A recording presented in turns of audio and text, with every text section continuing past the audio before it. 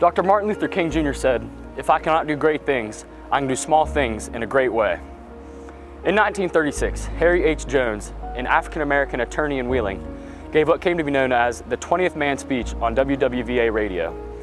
The 20th Man referred to the fact that African-Americans made up 20% of Wheeling's population, but without having most of the freedoms of Wheeling's white population during segregation. The 20th Man speech was definitely a small thing done in a great way.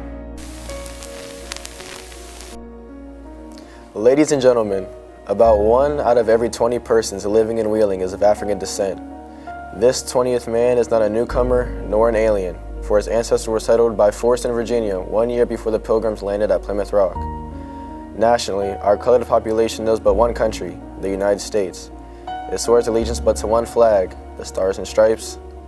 It acknowledges but one capital, Washington. A brief survey of our local colored population shows that the group has 6 churches of 3 denominations, that it owns real estate worth about $500,000, and our professional people are represented in all of the trades. Generally, the relations between the 2 races in the community have been peaceful and helpful. He has been denied equal school facilities as intended by law. He has been discriminated against in industry by both employer and organized labor. He has no representation on any voluntary or governmental agency concerned with social services. He has been refused employment in civil affairs by both our city and county governments. He has practically no recreational facilities provided by his public taxation, though he pays his proportionate share in our public parks with respect to certain facilities are denied to him.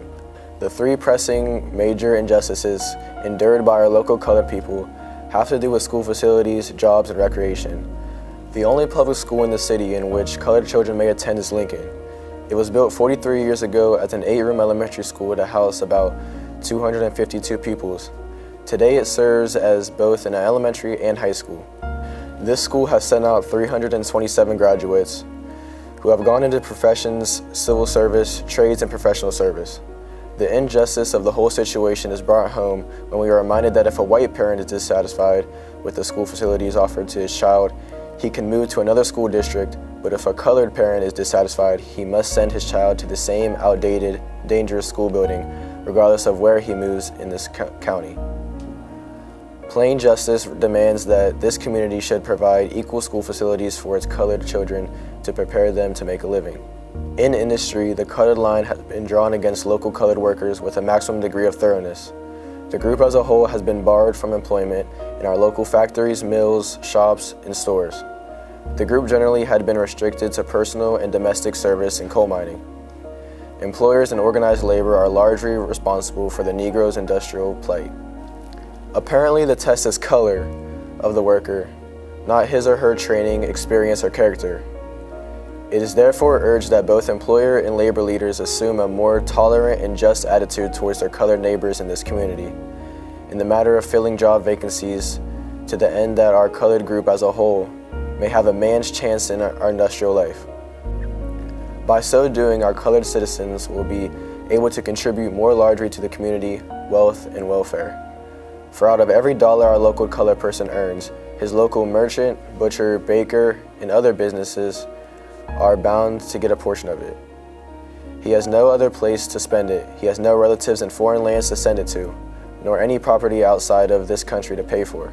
For amusements and recreation, our local colored group is restricted to 1 theater, 1 inadequately provided and inaccessible playground, a branch of the YWCA, and a temporary recreation center provided by the federal funds.